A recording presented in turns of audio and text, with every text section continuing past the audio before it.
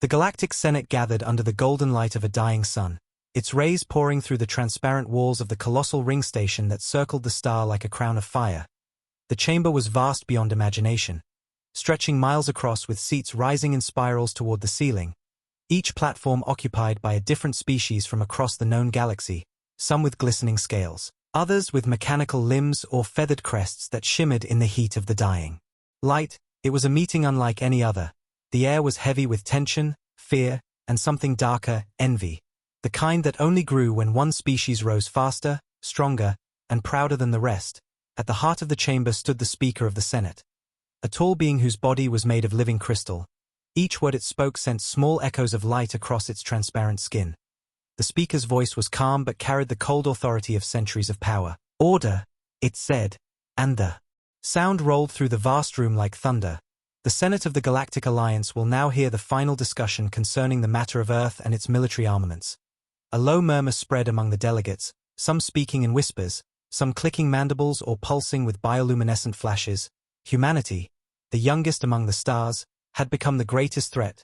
To them, Earth was the death world, a cursed planet that bred warriors, inventors, and dreamers who refused to kneel.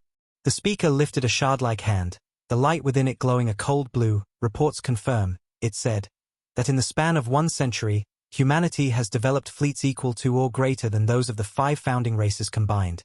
The crystal's surface flickered, showing holograms above the chamber, massive human dreadnoughts with dark steel hulls, engines burning like miniature suns, ships that dwarfed the cruisers of ancient empires. "They do not seek alliance," the speaker continued. "They build weapons, they spread, they adapt, and wherever they go, conflict follows." Several voices shouted from the balconies. "They conquered the Orion Belt in less than 5 years," screamed a scaled delegate from the Serathi Dominion. "Their soldiers breathe radiation," hissed a soft, luminous creature from the Velnari clans. "They terraformed death into life," roared another, "and life into weapons." The uproar grew until the sound of the hall became a storm. The speaker raised a hand again. The light in its body brightened until it shone across the walls like a second sun. Silence fell. "The proposal," the speaker said, "is to disarm humanity entirely. For the preservation of peace and balance in our galaxy, Earth and all its colonies will be required to dismantle their fleets, deactivate all weapon systems, and submit their command codes to the Senate Council." The words echoed like a blade cutting air. Every delegate leaned forward, their eyes fixed on the glowing figure at the center. The sentence had been spoken. The fate of humanity was being written by alien hands. In one corner, a small section of the chamber remained dim, reserved for the observers from neutral systems. Among them floated an AI core from the Arcadian sector, its voice cold and precise. "What of enforcement?" it asked. "Earth's fleet is not easily contained." The speaker turned slowly, its crystalline body refracting the sun's dying light into 1,000-colored rays. "Then they will be given no choice," it replied. "They will either obey the Senate's directive or face unified action." From every world under this alliance, gasps filled the air, a unified war against humanity. No species had ever dared to suggest such a thing before, not openly, not since the fall of the Prime Empires. But fear had done what greed could not, it had united them. The speaker pressed its fingers together, and the golden floor below pulsed with light. "Let the vote begin," it said. All around the chamber, lights began to shift from white to color, green for compliance, red for rejection, yellow for abstain. One by one, the votes were cast. The chamber glowed red. A sea of crimson light reflected in the speaker's body. Only a few green lights flickered weakly among the crowd. Worlds that had once traded with Earth. Allies who now trembled to speak in their defense. The results were clear. The Senate had spoken. Humanity was to be disarmed. The speaker raised both arms, the crystal within its chest pulsing with victory. "The motion passes," it declared, "effective immediately. Earth is hereby stripped of all offensive military capability. Its fleets are to stand down. Its weapons are to be dismantled. Its command to fall under Senate oversight." The chamber erupted into cheers. Alien voices cried out in triumph. Claws clapped against stone. Wings beat the air, and electric lights flashed across the walls like celebration fireworks. "The age of the Deathworlders is over," shouted one delegate. "Peace has returned to the stars," shouted another. The chorus of victory drowned out the silence that followed, and somewhere in that silence, unnoticed, the fate of the galaxy began to turn. Far away, orbiting the blue planet called Earth, the moon hung quiet and pale, The human communication satellites received the Senate's decree hours later. The transmission repeated again and again. By order of the Galactic Senate, all military assets belonging to the Terran Federation are to be disarmed and surrendered for dismantlement. Every channel carried it, every station broadcast it, and across the solar system. The words echoed like an insult carved into history, but on Earth, there was no reply, no speeches, no protests, just silence, calm and complete. The kind of silence that made generals smile and enemies tremble. In the great halls of Geneva Command, deep beneath the Earth's surface, the United Earth Council gathered without cameras, without lights, without noise. Men and women in dark uniforms stood around a glowing table that showed the entire solar system in slow rotation. Red dots marked the positions of every known Senate observer ship now approaching. A tall man with gray eyes and a face lined by war leaned forward. "They voted," he said simply. "So it begins."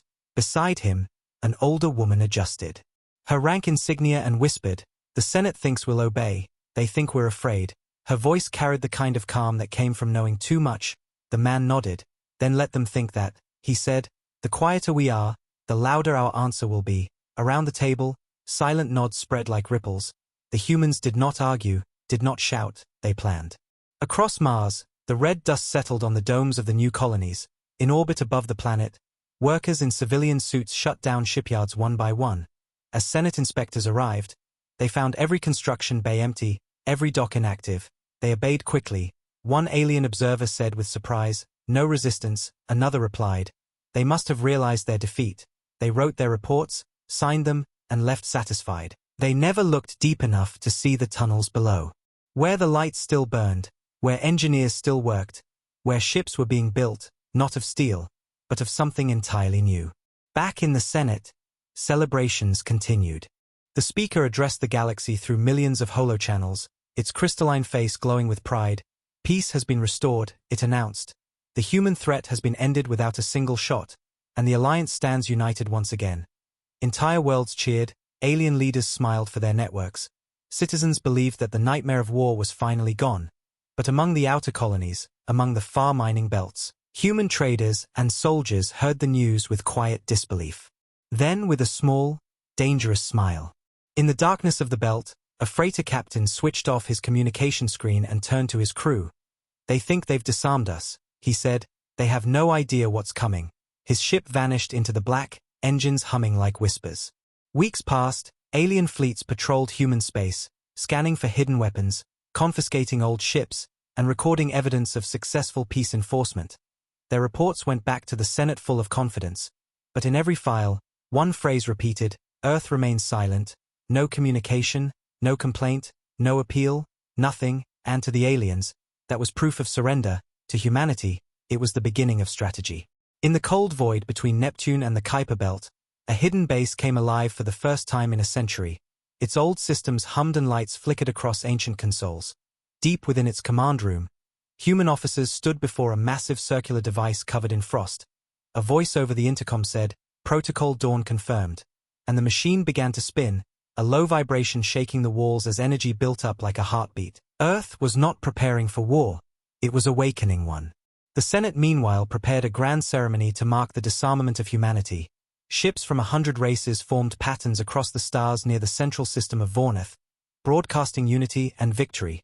Statues of the speaker were erected, songs were written, history was rewritten.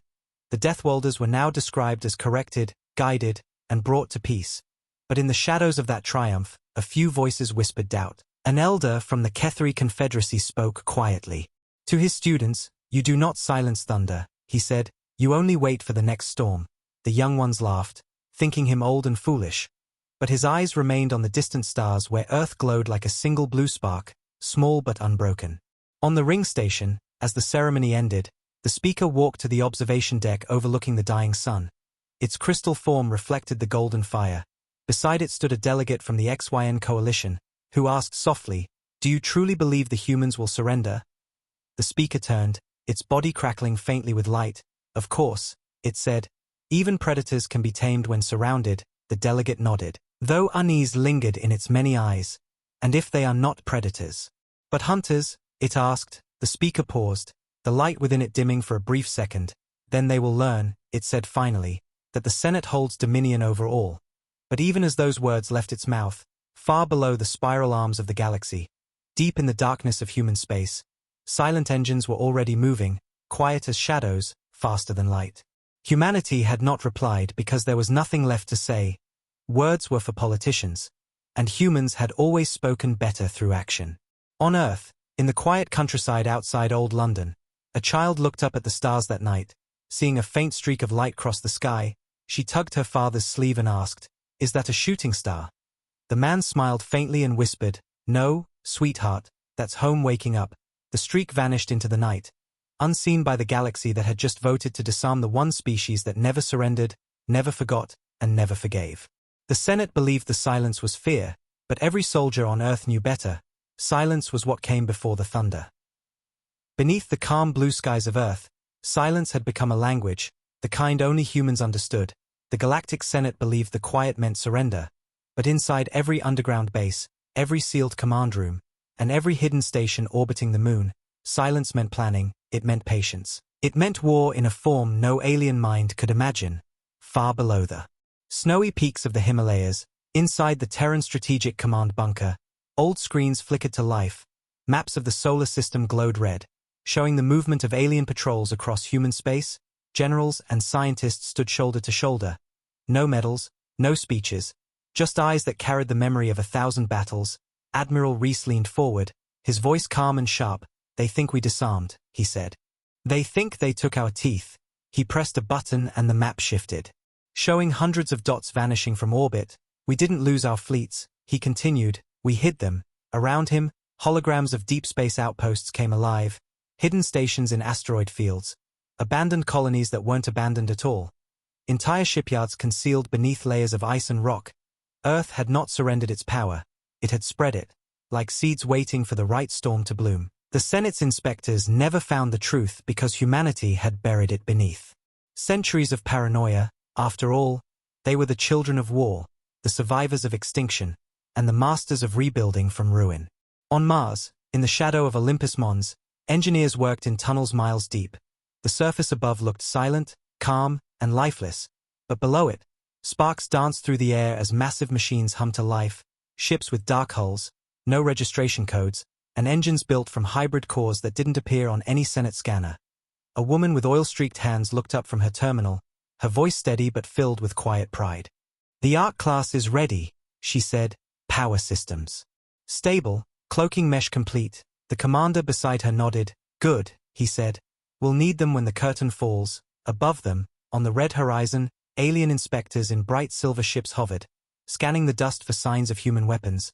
They saw nothing, because what they sought no longer existed on the surface.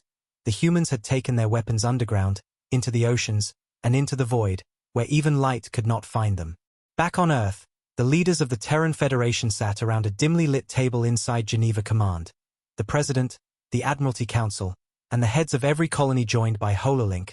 One by one their faces appeared, some from Mars, others from Titan, Europa, and the outer stations. The connection lagged, but their resolve didn't. "The Senate wants our weapons," the President said, her tone calm but her eyes burning cold. "Then we will give them what they asked for." "Nothing," a small chuckle spread among the officers. "Protocol Dawn has been activated," said a voice from the Lunar Command. "Every deep fleet system is online, BlackNet channels secured, and Project Gate." Asked the President.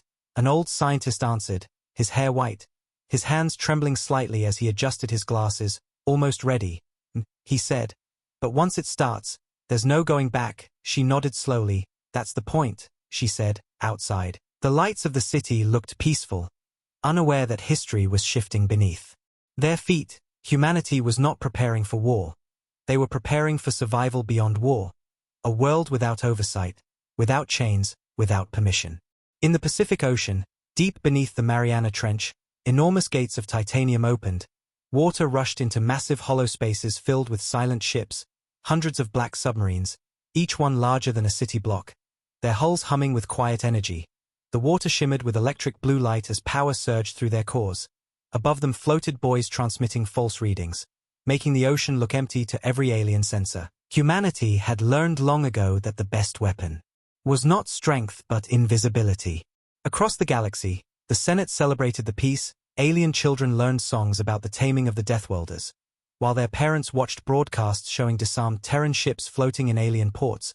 What the Senate didn't show was that those ships were shells, empty decoys filled with obsolete tech, surrendered only to please the cameras. The Real fleets were elsewhere, deep beyond known space, far past the Veil Nebula, hidden in systems erased from every map. Their humanity waited, silent, patient, unbroken. In one of those forgotten systems, far from any light, the fleet known as the Iron Horizon drifted in darkness, thousands of ships powered down, invisible even to themselves. Their captains slept in cryopods, waiting for the signal that would call them home. Inside the command core of the lead dreadnought, a small red light blinked, a sign of life in the endless dark. Meanwhile, the Senate continued to send inspectors, scientists, and fleets to check Earth's compliance. Every report came back clean, no weapons detected. They said, no resistance found, human population compliant. The Senate grew more confident with each report, and arrogance made them blind. They saw the surface, but never the depths. They saw silence, but never listened to what it meant. The only ones who doubted were the elders, the old races who had seen what humans could do when cornered. Among them was the Kethri High Oracle. Her body a shifting mass of golden smoke, she spoke softly before her council. They do not yield, she said. They wait, like a blade in its sheath, quiet until drawn.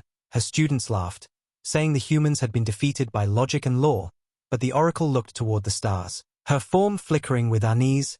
You will learn, she whispered. The cost of believing silence is weakness. On Earth, night fell again, cities glowed, oceans shimmered, and people went about their lives pretending peace was real.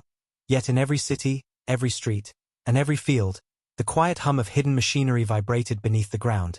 Defense grids disguised as power lines, railguns hidden in mountain ridges, drones sleeping beneath farmland soil. Humanity had turned the entire planet into one massive fortress that didn't look like one. On the dark side of the moon, inside a hollow crater, a small group of pilots stood before a hangar door, staring at their ships, sleek, black, and silent. A woman with a scar on her cheek smiled faintly. They call us disarmed, she said. But I see only sharpened blades. Her co-pilot laughed. The aliens think we're hiding, he said. They don't understand. We are waiting. They boarded their ships and disappeared into the void. Back in Geneva Command, the president watched a transmission from the Senate, a congratulatory message declaring Earth's cooperation. Her expression didn't change. She simply turned to her generals. We stay silent, she said. No response, no movement, no message. For how long? Asked one. She looked out the window where the stars shimmered faintly. Until they stopped watching, she whispered. And indeed, that was the plan. The humans waited until the alien fleets grew lazy, until the inspectors stopped checking every shadow, until the galaxy believed they were safe again. Only then would the true plan begin. Months passed, and slowly, the Senate's attention shifted elsewhere. New conflicts arose on distant worlds, political power struggles returned, and Earth faded from their daily worries, just another quiet world with quiet people. But inside the hidden network of Terran command nodes, activity never ceased. From Jupiter's icy moons to the forgotten asteroids near Pluto, the code word dawn spread like wildfire, encrypted, silent, unstoppable. It reached every fleet, every outpost, every forgotten base, and one by one, lights that had been dark for decades began to flicker. The hum of energy flowed again through the veins of the hidden human empire. Inside a secret observatory on Titan, a group of scientists stood before a massive screen displaying quantum readings. One of them pointed. There, he said, they're watching less now, only 2 surveillance ships left in this sector. Another smiled. Then we can begin phase 2. He pressed a button, and deep beneath the icy surface, ancient engines began to turn. The ice cracked, revealing a massive hangar filled with silver shapes. Ships built for silence and speed, faster than anything the galaxy had ever seen. Humanity had done what no Senate race could imagine. They had weaponized time itself, turning patience into their deadliest weapon. And now, the countdown had begun. Far away, in the Grand Senate chamber, the speaker received a final report, Earth fully compliant. It read, all known weapons destroyed, peace secured. The speaker smiled, light rippling through its crystal body. It is done, it said, the age of war is over. And across the galaxy, the message spread, the Deathwelders have been disarmed. It echoed across 1,000 worlds. But the stars themselves seemed to whisper otherwise. For in the quiet corners of space, something old and human was stirring, something forged in pain, tempered by loss, and driven by the one thing the aliens never understood, will. Back on Earth, a storm gathered over the Pacific, thunder rolled across the waves, lightning flashed over the ruins of an old coastal base, and for a brief moment, beneath the roar of the sea, a low mechanical hum answered back.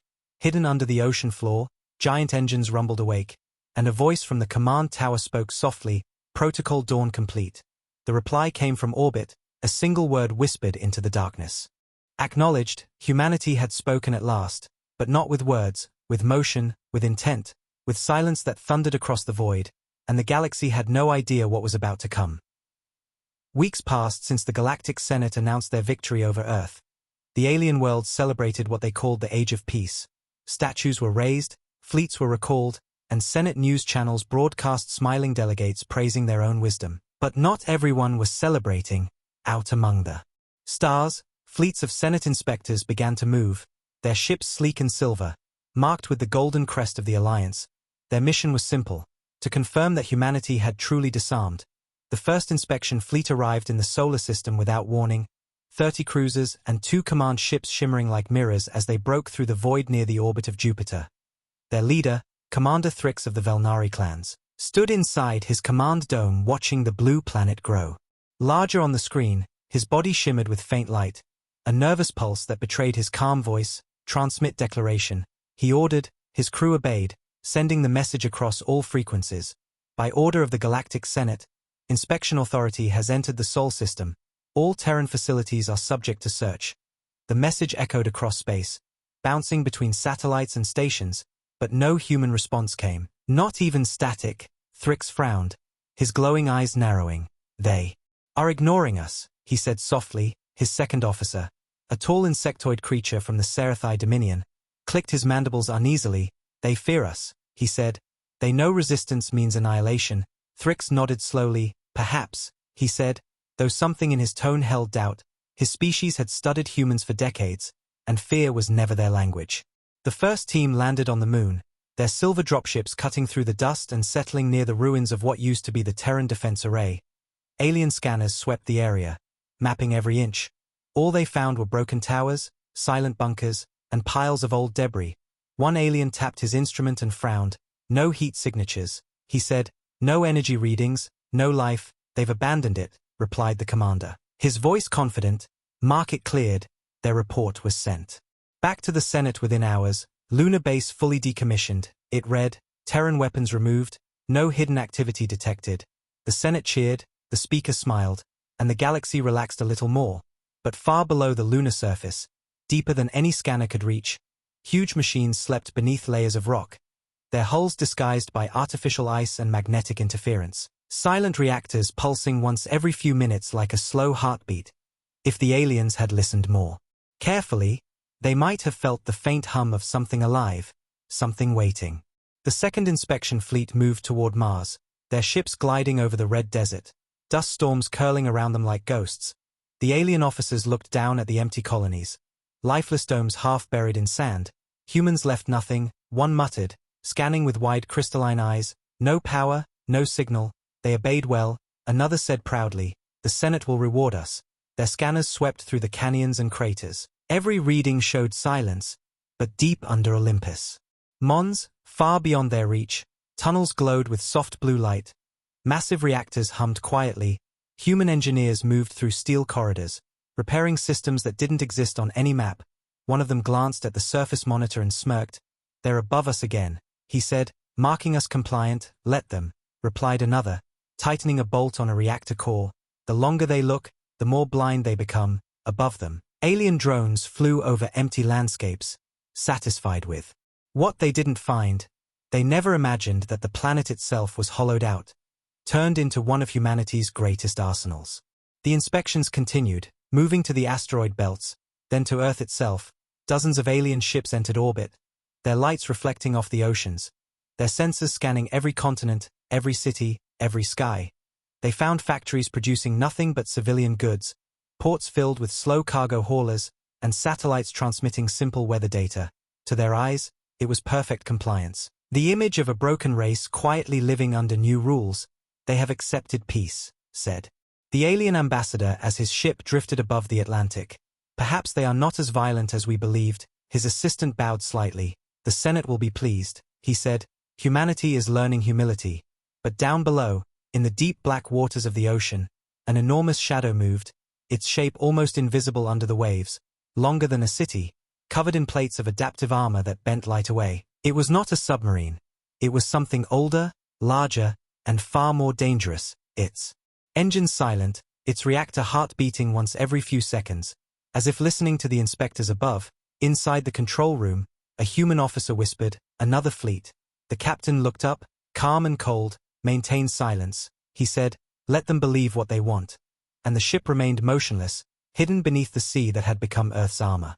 4 weeks, the aliens continued their work, scanning, recording, filing reports, never realizing that every image they took, every frequency they transmitted, was already being copied, analyzed, and stored by human intelligence satellites hidden in deep orbit. Even their encryption keys were being mapped in real time. Humanity knew every move they made, every command they spoke. The observers thought they were in control, but they were the ones being watched. When the first inspection wave ended, the Senate received thousands of positive reports. Disarmament successful, they declared. The human threat is neutralized. In celebration, they held a grand session, broadcasting across all networks. The speaker's crystal form gleamed brighter than ever. "Today," it said proudly, "we have proven that unity can conquer fear, that even the wildest world can be tamed by order." Applause filled the hall, but among the older delegates, a few eyes flickered. Uneasily, the Kethri oracle, watching from her mist-filled chamber, spoke softly to her apprentice. "They are too quiet," she murmured. "The Deathwalders do not yield, they evolve." Her apprentice frowned. "But they have nothing left," he said. "No fleets, no armies, no defenses." The oracle's form shifted, glowing faintly gold. "Then tell me," she whispered, "why does the void itself hum?" But her warning was lost in the noise of celebration. Back on Earth, in the subterranean vaults beneath Antarctica, massive holographic maps displayed every alien movement in Sol. The data streams glowed with patterns, locations, and vulnerabilities. Admiral Reese stood in silence, watching the lines move like fireflies across a dark sky. "They think they see everything," he said quietly. "But they only see what we show them." Beside him, the engineer responsible for Project Gate smiled faintly. "When do we begin Phase 2? He asked. Reese turned to him, eyes cold and clear. "When they stop looking," he said. "When they believe they've won." And as if on cue, a distant alert flickered off the board. Another alien inspection fleet leaving the system. Their engines leaving trails of light that faded into black space. Humanity's patience grew stronger with every departure. Months later, the inspections were reduced, then ended completely.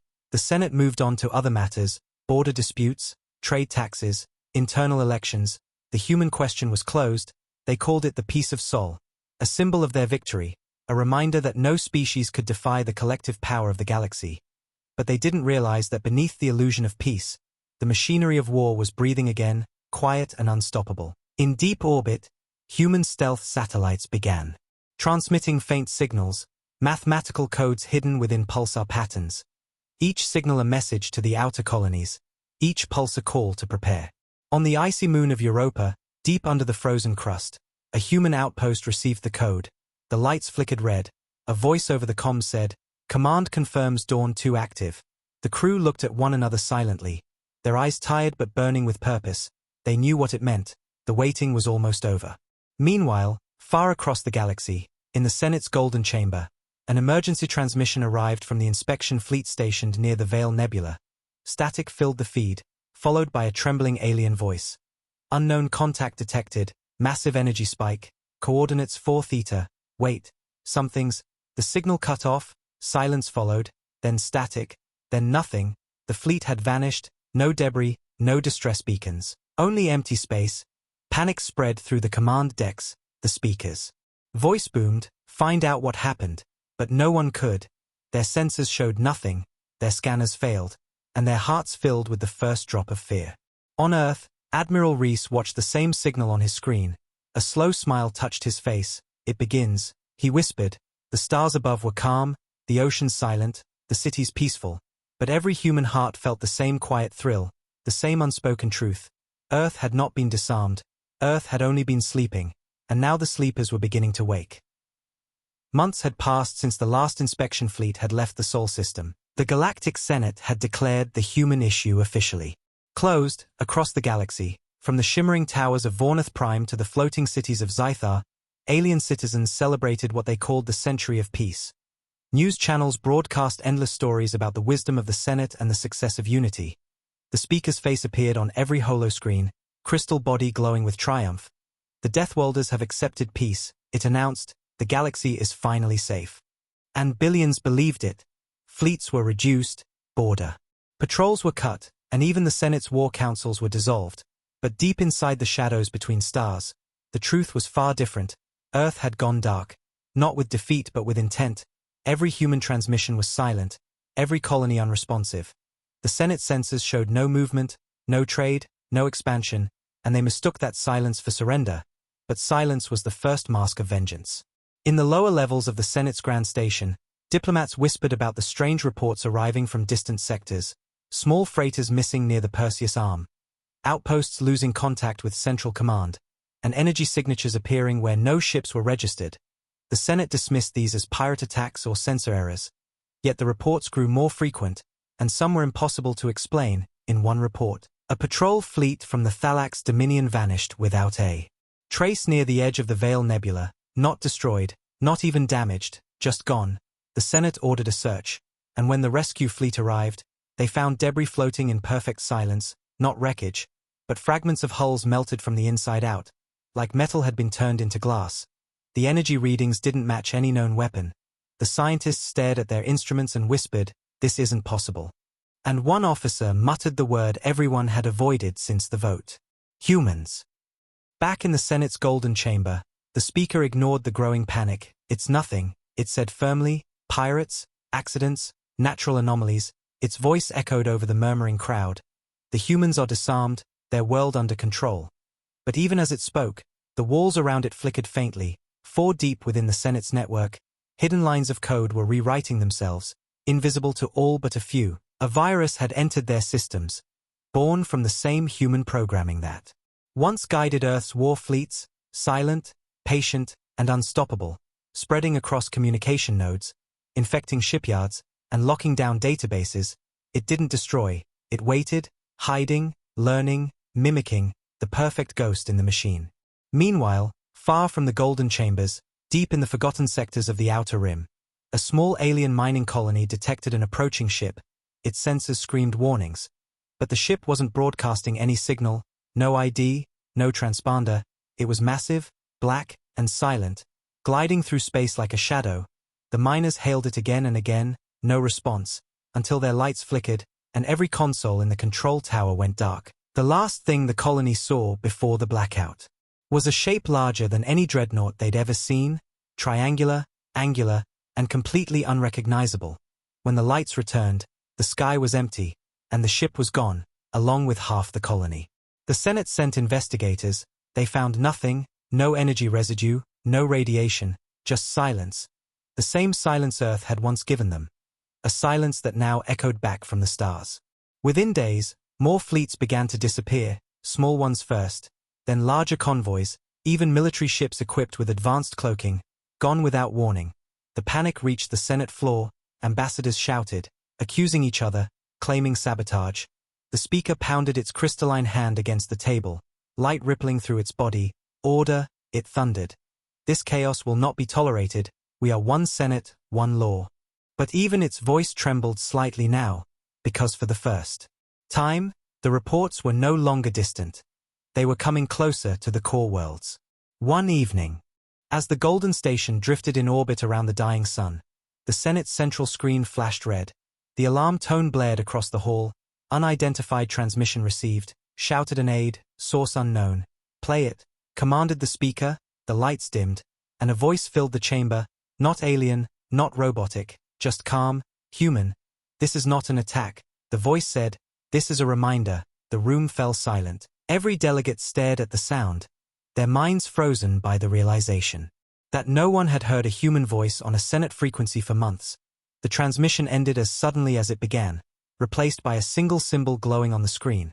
A blue sphere surrounded by a ring of stars, the emblem of Earth's old fleet. Beneath it, two words appeared in simple galactic common: we remember. For several long seconds, no one spoke, and then chaos erupted. Shouts filled the air, translators screeched, security drones hovered nervously as the delegates argued. "It's a trick," screamed one. "It's impossible," yelled another. The speaker stood still, light inside its body flickering erratically. "Trace the signal," it demanded. "Find the source." "We can't," replied an officer, panic in his voice. It came from everywhere at once, and then, as suddenly as it had appeared, every screen in the chamber went dark, every light dimmed, and for the first time in centuries, the Senate station lost power. The emergency systems flickered to life moments later. But the message had already burned itself into every mind: Earth had spoken. On planets across the galaxy, similar transmissions appeared, short bursts lasting only seconds, the same message, the same emblem: we remember. Then silence again, as if humanity had whispered through the stars and vanished back into the void. The aliens tried to reassure themselves, calling it a psychological tactic, a desperate bluff. But deep inside, they knew better. History had never seen humans bluff. They only waited for the right moment to strike. The Senate ordered immediate military mobilization, fleets were recalled, patrols deployed, defense grids reactivated. Yet as the ships launched, many of them reported strange malfunctions, navigation errors, comms failures, engines refusing to start. Every attempt to fix the problem led to more confusion, until one engineer discovered something terrifying: the command systems. He said, trembling, "They're locked. Someone has taken control." When asked who, the answer was a single word, whispered across every channel: humans. The virus had activated, entire fleets frozen in space, weapons unresponsive, ships drifting powerless as their own systems turned against them.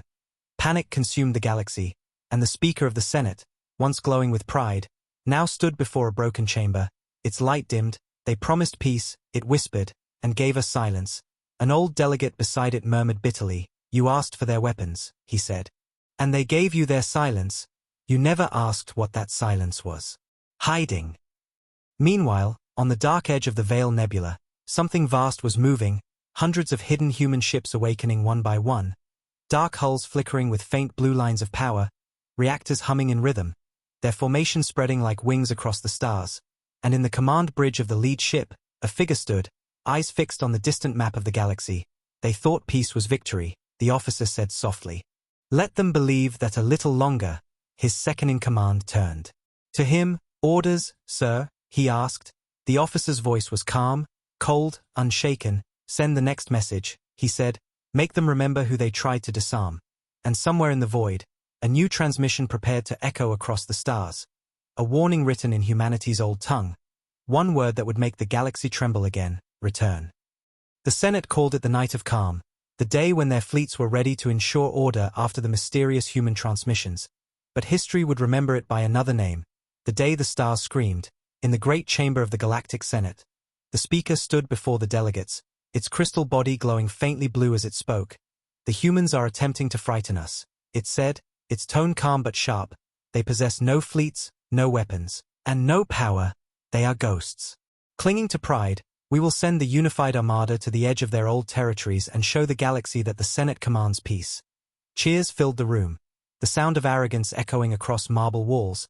Fleets across hundreds of systems began to mobilize, cruisers, dreadnoughts, and carriers rising from alien homeworlds like swarms of silver, their engines burning across the void as they formed up around the central command. It was the largest military force ever assembled in galactic history, nearly 10,000 ships, millions of soldiers, and the confidence of every empire united under one flag. The Speaker watched from the observation deck, its reflection shimmering against the dying sun. "By the time this is over," it said softly, "Earth will be a memory." But in the blackness beyond their senses, the memory of Earth was already moving. In the cold depths of the Veil Nebula, human ships drifted silently, invisible even to themselves. The fleet known as the Iron Horizon had awakened. 1,000 ships spread across the mist, black hulls absorbing light, engines running cold to avoid detection. In the command bridge of the flagship Erebus, Admiral Reese stood with his hands behind his back, staring at the flickering display showing alien fleet movements. "They've taken the bait," he said, his voice calm as the grave, beside him. The tactical officer nodded. "Their armada is forming at Sector Vornath, 10,000 vessels confirmed." Reese smiled slightly. "Perfect, He whispered, "They think they're hunters." He turned toward the window where the glowing clouds of the nebula swirled like a living storm. But they have no idea they've already stepped into the trap. For weeks, human intelligence had mapped every movement of the Senate's fleets. The virus hidden in their command networks had given Earth full access.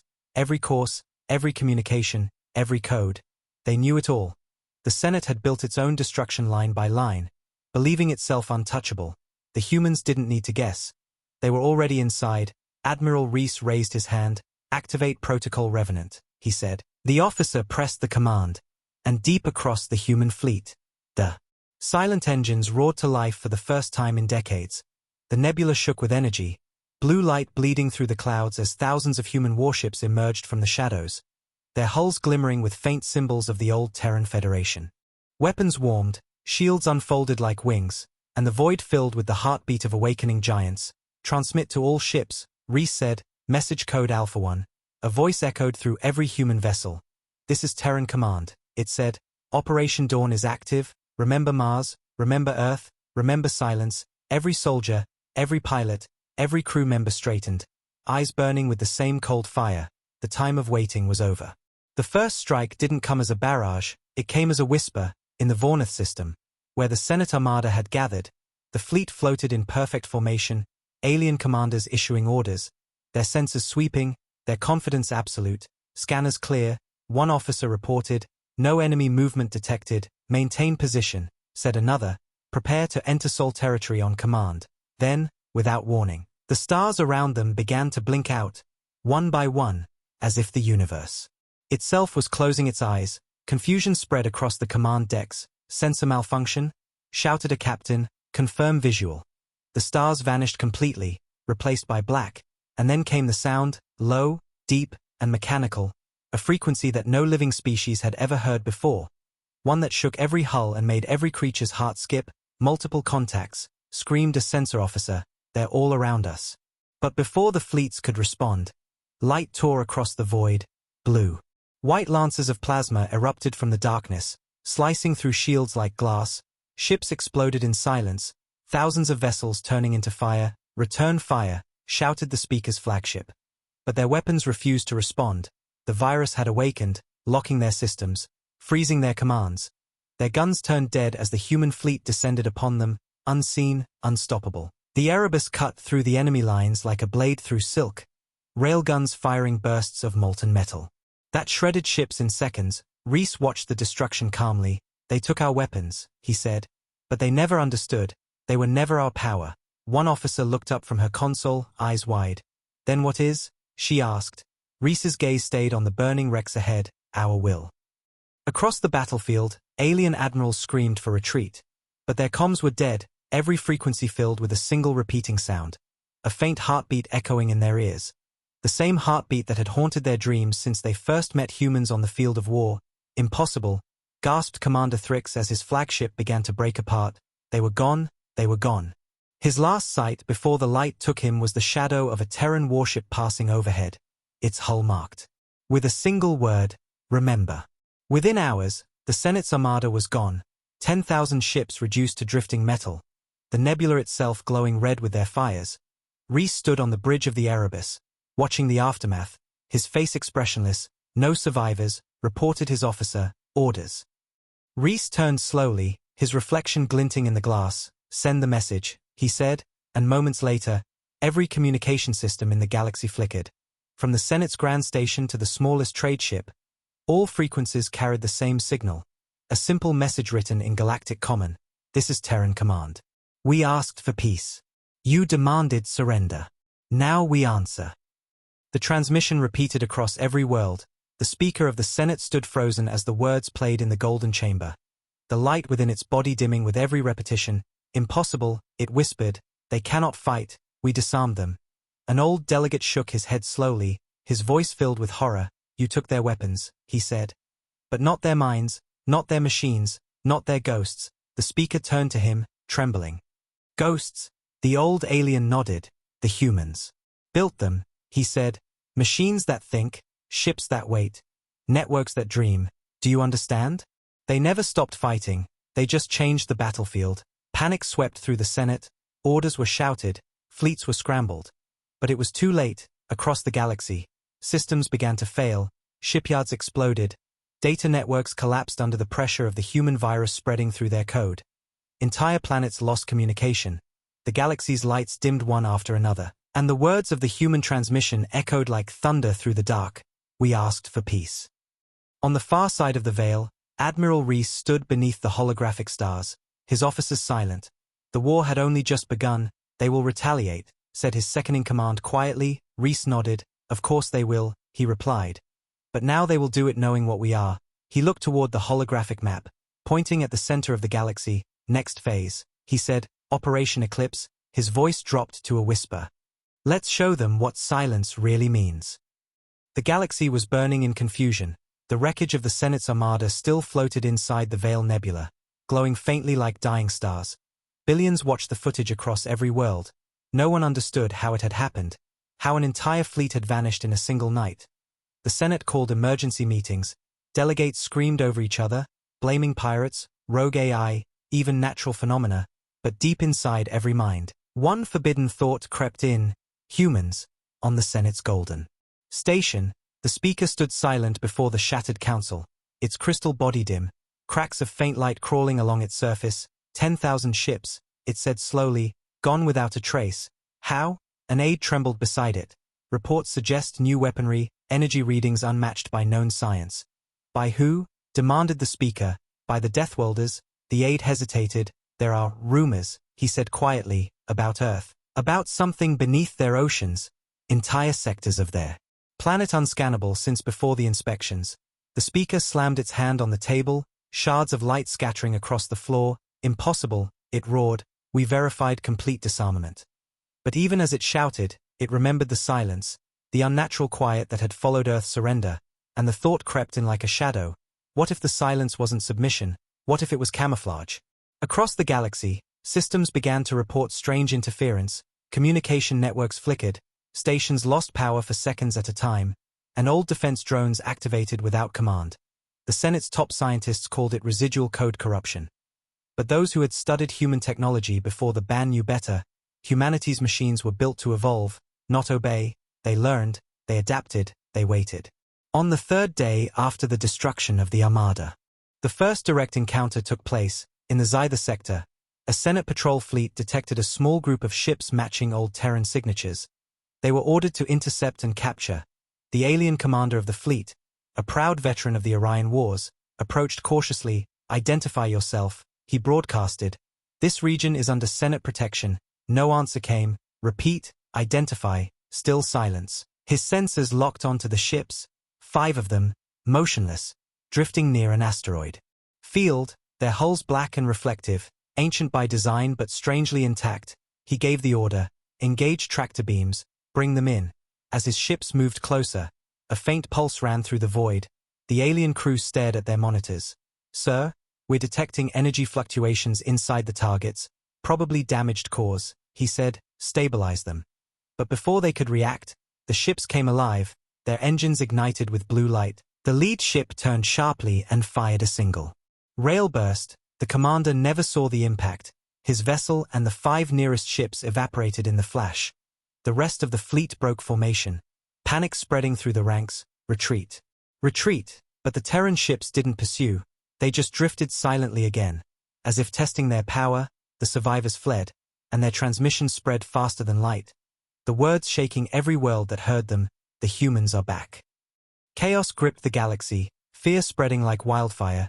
Entire sectors declared martial law, civilian ships banned from travel, and yet, despite all their fear, no one could find the humans. They appeared, destroyed, vanished, leaving only wreckage behind. The Speaker of the Senate stood before the Council again, its once bright light now dull and fractured. We underestimated them, it whispered.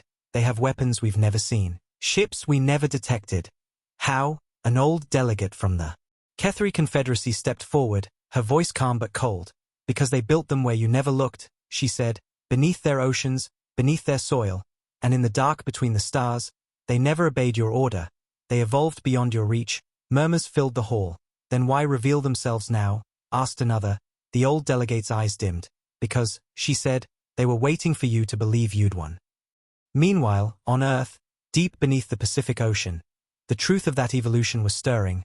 Miles below the surface, inside a colossal undersea-vault, a city of steel and light thrummed with life, massive engines pulsed, energy fields shimmered across endless tunnels, and thousands of humans worked in silence, engineers, soldiers, and scientists all moving with a single purpose. At the center stood the control chamber, its walls alive with holographic projections of the galaxy. In the middle of it all was the great construct known as the Cradle, a machine of impossible scale, half organic, half artificial, glowing with shifting blue patterns. A voice echoed from it, calm and emotionless, network synchronization complete. All fleets awakened. Admiral Reese stood before it, his uniform dark, his eyes cold as iron. Then the Senate knows, he said. They've seen what we wanted them to see. Affirmative, replied the Cradle. Protocol Dawn Phase 2 complete. Awaiting human authorization for global reveal. Reese turned toward the great window where the ocean's light shimmered faintly. They believed they could take our weapons, he said. So we became something they couldn't take. They tried to control flesh and steel. But now they face mind and will. Behind him, technicians entered codes into panels, linking distant systems through quantum channels. Every colony, every hidden outpost, every AI construct once linked to Earth now united again under one consciousness. The Terran network reborn, silent but vast, spanning light years, unseen yet everywhere. This was what the Senate had never understood. Humanity's greatest weapon wasn't the ships or the guns. It was connection, unity, and the relentless will to survive no matter the cost. In the farthest reaches of the galaxy, on a lonely world near the galactic rim, an alien observatory picked up a new reading, an energy wave unlike anything in the archives. The lead scientist stared at his monitor, voice trembling. It's coming from Sol, he whispered. Massive, continuous output. His assistant turned pale. How massive? He asked. Enough to power a fleet, or destroy one, the scientist whispered. Seconds later their sensors overloaded. Screens went black, and the station was never heard from again. Back at the Senate, fear turned into desperation. Fleets were ordered to defend the core worlds, but communication systems kept failing. Ships went rogue. Entire planets vanished from the network. The Senate's control was crumbling. Re-establish contact, shouted the speaker. Bring me visuals. The technician's voice cracked. It's not possible, sir. Every channel is compromised. The virus is spreading again. The speaker's body flickered violently. How far? Everywhere, the aide whispered, and then the chamber's main screen came alive again. But it wasn't the Senate's logo, it was Earth, glowing blue and calm, its continents shining under sunlight. For the first time in years, the galaxy saw the homeworld of humanity. And then a voice spoke, the same calm voice that had haunted them since the first message. You asked us to disarm, it said. And we did. We removed every weapon from your sight. We buried them beneath your arrogance. We hid them under your peace, and we waited, because peace is not given, it's earned. The room was silent, every delegate frozen. The speaker trembled. What do you want? It shouted into the transmission. We want what you promised. The voice replied, peace, but one built on truth, not control. One where silence is respected, not mistaken for weakness. Then the image shifted, showing countless human ships rising from the oceans, from under the ice caps, from the darkness of space, fleets larger than any the galaxy had ever seen, glowing like stars reborn. You tried to take our weapons, the voice said, but you only taught us to become them. The transmission ended, and the stars outside the Senate's window flickered as thousands of unidentified energy signatures appeared near the core systems. The aide screamed, they're here. The speaker turned slowly toward the dying sun, its crystal body trembling. They can't be that fast, they can't. But deep inside, it knew, humanity had never followed their laws of space, time, or fear. They had written their own, and now the galaxy would read them. In the command deck of the Erebus, Admiral Reese stood with his officers, watching the Senate's capital on their holoscreen. They see us now, he said quietly. Good. They should know what they tried to break. His communications officer looked up. Orders, sir. Reese took a long breath, eyes cold and steady. Hold fire, he said. Let them understand before we erase their arrogance. His second-in-command frowned. Mercy. Reese shook his head. No, message, he said. Humanity speaks with silence. But today we let the stars hear our voice. Outside the ship, the human fleet glowed brighter, engines humming in perfect sync, forming a ring around the Senate system. Every ship aligned like a single heartbeat in the void, and at the center of it all, The Erebus broadcast one final signal, a single tone, low, deep, vibrating across space. It was not an attack, not a threat. It was a reminder of power contained, of patience rewarded. The signal reached every world, every fleet, every mind, and as it faded, one truth became clear across the galaxy. The Deathworlders had not returned for war. They had returned to reclaim their place among the stars, and the stars themselves seemed to bow in silence.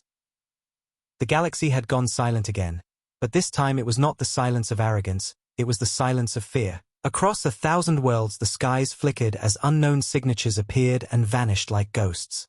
The Senate's once mighty fleets were trapped in their own systems, powerless, blind, and terrified, on the golden ring station that had once been the pride of the Galactic Council. Alarms screamed, corridors glowed red, and every delegate shouted for answers that would never come. "How many are there?" cried one. "Thousands," whispered an aide. "Tens of thousands, maybe more." "From where?" "Everywhere." And then the floor trembled, a sound like thunder echoing through space. The dying sun outside the window pulsed once, its light bending as something vast moved between it and the station. Shadows spread across the chamber and every being turned to look through the glass wall. Gasps filled the air. For there above the Senate's capital hung a ship larger than anything ever built. A shape so massive that it blotted out the stars behind it. Black armor glowing with lines of living light. It was not mechanical. It was alive, breathing, pulsing, a creation of human genius and fury. It moved with grace impossible for its size, every vibration humming through the void like a heartbeat. "Identify it," screamed the speaker. But the scanners only returned one word: Erebus. The same ship that had led the destruction of the Armada, now standing above the heart of the galaxy like judgment incarnate, and it was not alone. Around it hundreds of ships materialized, their silhouettes shimmering into existence one by one, black wings spreading across the system, engines burning blue and silver, each vessel carrying the insignia of the Terran Federation. The image of Earth surrounded by a ring of stars, and then every star in the sky seemed to dim, as if the universe itself was holding its breath. The speaker's voice broke the silence, open communication. It shouted, "Parley protocol." Static answered, then a voice. "Human, calm, and unshaken. You wanted peace," it said. "So we brought you stillness." The speaker trembled. "This is the Galactic Senate," it said. "You are violating interstellar law, stand down." The human voice replied with quiet amusement. "You wrote your laws after you condemned us. Now you learn they do not bind the ones who remember." Before the speaker could respond, the stars beyond the window began to twist, wormholes opening across the system. Massive rings of light forming as more human fleets emerged. Dreadnoughts, carriers, stealth cruisers, even ships the Senate didn't have names for. The void bloomed with blue fire, forming a circle around the entire capital system. Alien worlds broadcast frantic messages. They're everywhere. They just appeared inside our orbit. Our defenses are offline. One planet reported seeing their own moons realign into perfect orbits moments before their communication cut off. Human precision was absolute. No random chaos, every move perfect, calculated, inevitable. The galaxy was finally seeing the full shape of human patience. In the Senate chamber the speaker's light flickered like a candle. "Contact them again," it ordered. "We must reason." But before its aides could move, the holoscreens lit up, showing the face of Admiral Reese, standing aboard the Erebus. Behind him the vast command bridge glowed with soft blue light. "Senate," he said slowly, "for centuries you called us Deathworlders. You named us dangerous, violent, unfit for peace. And then you voted to strip our world of its defenses. You believed peace meant obedience, but peace is not silence. Peace is strength restrained by choice, and you mistook restraint for fear." The speaker's crystal body shivered. "You destroyed 10,000 ships," it said. "You brought war to the galaxy." Reese's gaze was steady. "No," he said softly. "You did, when you demanded surrender instead of trust." He raised his hand and the holo expanded, showing every human fleet surrounding every major system in the galaxy. "We never sought conquest," he continued, "but we will never kneel again." As he spoke, the stars around the capital began to vibrate faintly, the energy readings climbing beyond measurable limits. Alien technicians shouted warnings. Energy surge. Massive gravitational distortion. "They're collapsing the field." The speaker turned toward the window, voice breaking. "What have you done?" Reese's expression didn't change. "We are showing you what we've built," he said. "You thought weapons were the danger, but knowledge is worse." Behind him, the Erebus opened its central core, light bursting out like a new sun. It wasn't an attack, it was a demonstration. The ship was generating a field so powerful that it bent the path of light itself. The dying sun outside the window flickered and shifted, appearing in two places at once. Every being in the chamber stared in horror, realizing that humans had mastered the manipulation of reality. They could twist gravity, silence stars, and freeze fleets in motion. The speaker dropped to its knees, its crystal body cracking. This power. This is madness. Reese's voice came like cold wind. No, he said, this is restraint. On alien worlds across the galaxy the same sight unfolded. Massive human ships hovering silently above capitals, blocking suns, casting shadows over oceans. Yet not one fired a shot, not one destroyed a city. They simply stood, unmovable, undeniable. The greatest fleet in history holding position with perfect discipline. The message was clear. The galaxy existed at humanity's mercy, and humanity had chosen mercy. For now. Panic turned to awe, and awe turned to silence. Even the wildest species, those who had called for human extinction, fell to their knees as they watched their skies darken beneath Terran ships. In that silence a single transmission echoed again through every system, the voice calm. Neither cruel nor kind, you took our weapons, it said. And so we became our weapons, you tried to erase us. And so we became the echo that never dies. Remember this day, not as your defeat, but as your awakening. On the Senate station the speaker lifted its fractured head. What do you want from us? It whispered. Reese's reply came softly. We want you to live, he said, but to live knowing what peace costs. To remember that those you silence will always return louder than your stars. With that, the transmission cut, and one by one the Terran fleets began to fade, their ships dissolving into streams of light that vanished into wormholes, leaving behind nothing but the hum of energy and the trembling of the stars. The speaker collapsed to the floor, its light fading to gray. Delegates stood in silence, unable to speak, unable to breathe. For the first time in galactic history, the mighty had been spared by those they feared most. In the void, far from the Senate's reach, the Erebus sailed quietly through the darkness, its engines whispering like waves. Admiral Reese stood alone at the viewing window, watching the distant light of Earth shimmer between nebula clouds. His second-in-command approached. It's done, he said. Reese nodded slowly. No, he replied, it's only begun. The galaxy has seen us. Now they must decide who they wish to be in our shadow. His officer hesitated. Will they attack again? Reese looked at the stars, eyes reflecting endless night. Perhaps, he said, but they will never forget this. Behind them the vast fleet drifted in formation, quiet and patient, ready for whatever came next. Humanity had spoken not with war, but with presence, not with destruction, but with truth, and the stars themselves seemed to tremble in reverence. The stars were quiet, their light cold and still after the storm. Across the galaxy billions watched the skies where Terran ships had stood only moments ago. The mighty fleets that had blotted out suns now vanished, leaving behind an emptiness that felt heavier than any war. On the golden station of the Galactic Senate, silence ruled the chamber. The speaker lay shattered at the center of the hall, its once bright body now dull and cracked. Around it the delegates sat frozen, eyes reflecting fear and disbelief. No one spoke, no one dared. The air itself seemed afraid to move, for they all knew the truth. The galaxy had been spared not because of mercy from gods, but because the Deathworlders had chosen restraint, and that restraint frightened them more than annihilation ever could. Then the chamber lights flickered. One by one the holoscreens came alive, and a familiar voice filled the hall, calm, measured, unmistakably human. To the Galactic Council, it said, and to every world that once voted to erase us, this is our final message. The delegates leaned forward, trembling. The voice continued. We will not destroy you, not today, for destruction teaches nothing. You will rebuild what you broke. And when you do, remember this silence, remember the weight of it. Because it is the only reason you still exist. The hologram shifted, showing the image of Earth, blue and alive, spinning in the dark.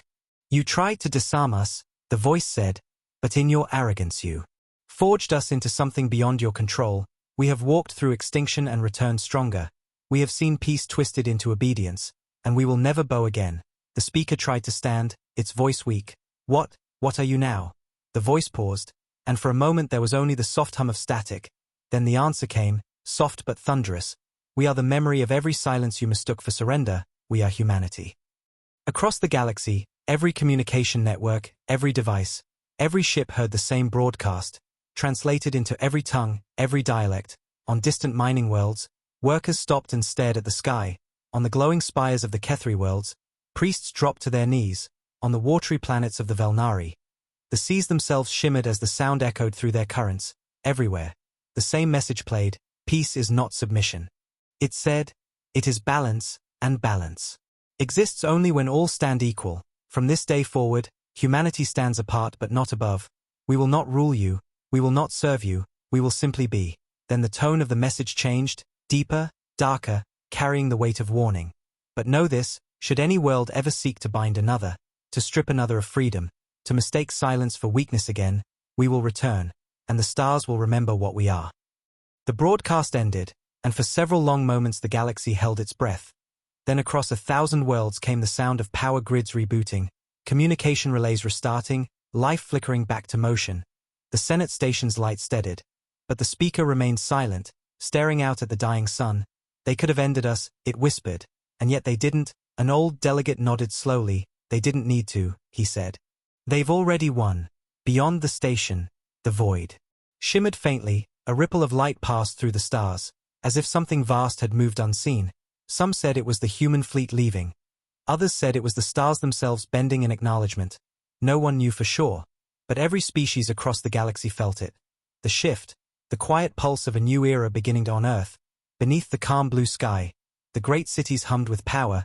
People walked freely through streets where children played and laughed, unaware of the fear there. World inspired beyond the stars, inside Geneva Command, Admiral Reese stood once more before the massive holographic map of the galaxy. It now glowed brighter, calmer, every major system flickering with stability. His officers gathered silently. It's done, said one. They won't move against us again. Reese didn't smile, his expression unreadable. They won't, he agreed, but peace bought by fear is fragile. He turned to the map and pointed at the galactic core. They will recover. They always do, and one day someone will forget what happened here. They will test us again. His voice grew colder. And when that day comes, we will remind them again. His second-in-command looked at him carefully. Sir, what if they never learn? Reese's gaze turned toward the window showing Earth's oceans shimmering in sunlight. Then we'll keep teaching, he said softly, until the stars themselves understand. Far away, on a broken alien world still recovering from the shockwave of the human demonstration, a young alien child stood with his elder, pointing at the sky. Will they come back? The child asked. The elder looked up, his eyes reflecting the faint blue glimmer of a distant light streaking across the heavens. They never left, he whispered, they're just watching. And in that moment, every world in the galaxy understood that the humans hadn't conquered space. They had become part of it, woven into the silence between the stars. Their presence no longer something seen but something felt, an unspoken truth that whispered in the dark corners of the universe. The Deathworlders endure and the endless black beyond the rim. The Erebus floated quietly, engines dark, lights dim, its massive hull gleaming with faint starlight. Inside the command bridge, Admiral Reese stood alone, watching the holographic display fade slowly to black. Transmission complete, reported the AI voice, calm and emotionless. Message delivered to all known systems. Reese nodded, his reflection glinting against the glass. Good, he murmured, let them build their peace. Let them believe the storm has passed. The AI paused, and if they break it? Reese looked at the stars one last time, his eyes cold and distant. Then the storm returns. He turned and walked away from the window, his footsteps echoing softly through the silent bridge. Behind him the stars shimmered faintly, and far across the galaxy, the dying sun of the Senate's home system flickered once, its light bending just slightly, as if bowing in acknowledgement to the unseen watchers in the dark. The galaxy would heal, trade would return, new alliances would form, but none would ever forget the day the stars shook. The day silence spoke louder than war, and in the deep archives of 1,000 worlds, the same record would remain preserved, a single line written in simple human words. Peace was demanded, peace was given, and the stars remembered. Humanity had left the stage, but their shadow covered the galaxy, eternal and quiet, like the heartbeat of the universe itself. Unseen but always there, waiting, listening, ready.